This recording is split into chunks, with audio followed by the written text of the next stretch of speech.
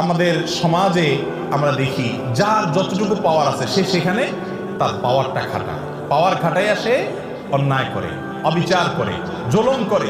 যে যতটুকু পারে, যাকে আল্লাহ যদ্দুর পাওয়ার দিয়েছে সে তদ্দুর জুলুম করে। কেউ বড় জালেম কারণ সে বড় পাওয়ার হোল্ড করতেছে, কেউ ছোট জালেম কারণ সে ছোট পাওয়ার হোল্ড করতেছে। দুনিয়াতে যদি কেউ কারোর প্রতি জুলুম করে, এর বিচার আল্লাহ তাআলা আখিরাতে তো করবেনই। আয-যুলমু যুলুমাতুন ইয়াওমাল কিয়ামা, কিয়ামতের দিন দুনিয়ার এক একটা জুলুম বহুমুখী অন্ধকার হয়ে মানুষের কাছে হাজির হবে। কোনো আলো সে দেখতে পাবে না, বিপদ তার সামনে আসবে। আর আল্লাহ লানাতুল্লাহি আলা যালিমিন তো আছে। এত কিছুর পরেও মানুষের প্রতি যদি আপনি অবিচার করেন, জুলুম করেন, দুনিয়াতে আল্লাহ নগদ শাস্তি দেন। একটা কথা আমি প্রায় সময় বলি, পৃথিবীর ইতিহাসে যত বড় জালিম ছিল, আপনি সেটা কাবিল থেকে শুরু করেন। হাবিলের প্রতি কাবিল যে জুলুম করেছে, নিজের ভাইকে হত্যা করেছে, সেই জুলুমের কারণে তার পরিণতি, তার লাঞ্ছনা, তার অপমান, তার শাস্তি, দুনিয়াতে বেইজ্জতি আল্লাহ করেছেন না করেন নাই? প্রকাশ করে দিয়েছেন। ফিরআউন বনি ইসরাইলের প্রতি জুলুম করেছে, দীর্ঘদিন জুলুম করেছে, নিজেকে রব দাবি করেছে। আল্লাহ রাব্বুল আলামিন কিছুদিন ছাড় দিয়েছেন।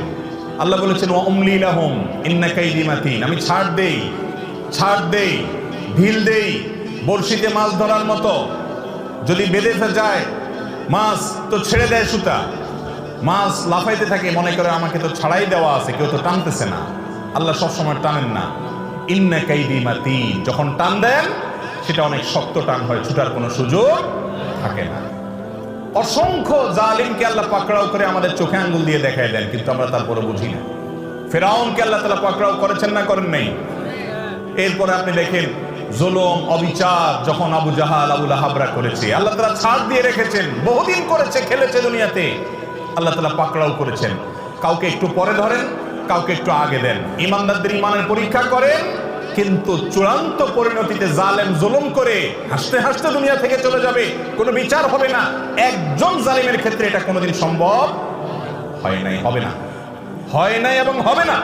নবী সাল্লাল্লাহু আলাইহি ওয়াসাল্লামের ওয়াদা, জুলুম, অবিচার, অত্যাচার, লুণ্ঠন এবং দুঃশাসন, অপশাসন, মানুষের প্রতি মানুষকে কষ্ট দেওয়া, এই কাজগুলো যারা করে আল্লাহ তাআলা তাদেরকে দুনিয়াতে শাস্তি দেন, আখিরাতে তো আছেই। আপনি অবিচার করছেন, আপনি কষ্ট দিচ্ছেন, অন্যায় আচরণ করছেন, গায়ের জোর দেখাচ্ছেন, বন্ধু কয়েকজন মিলে গেছে, শরীরে ভাব চলে আসছে।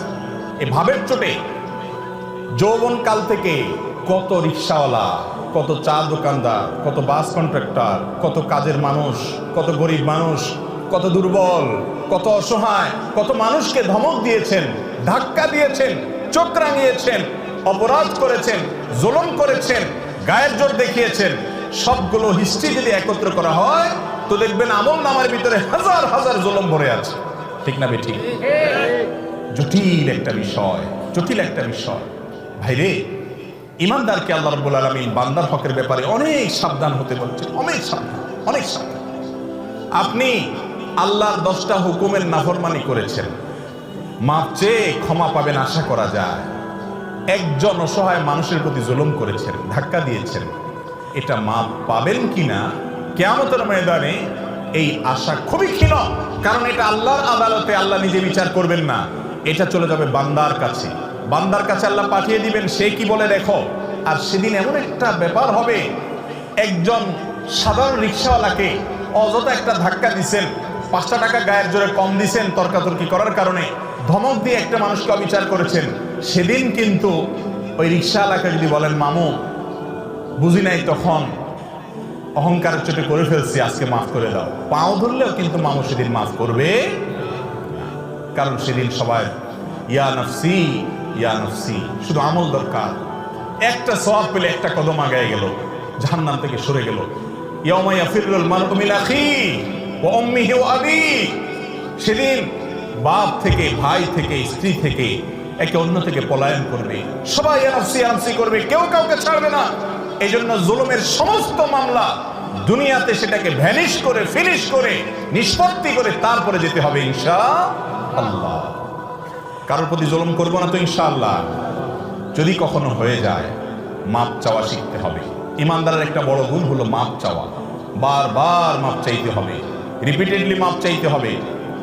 রাস্তায় একজন লোকের সাথে বেয়াদবি করে ফেলেছেন, দোকানদার সাথে বেয়াদবি করেছেন, পরে আপনার ইমানের চেতনা জাগ্রত হয়েছে, কাজটা তো ভালো করি নাই, আমি তো মানুষটার প্রতি অবিচার করেছি।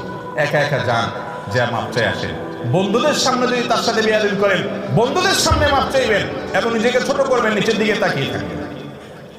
একজন সাহাবী আরেক সাহাবীকে একটা কথা বলে ফেলেছেন, রাসূল আকরাম সাল্লাল্লাহু আলাইহি ওয়াসাল্লাম শুনে কষ্ট পেয়েছেন এবং শাসন করেছেন যে তুমি এই কথা কেন বললে, তার কষ্ট হয় এরকম কথা বুঝে উঠতে পারেন নাই, তিনি বলে ফেলেছেন। সাথে সাথে তার ভাইয়ের কাছে তিনি মাপ চেয়েছেন, এমন মাপ চাওয়া যে মাপ না দিয়ে উপায় নেই। এ হলো মুসলমান।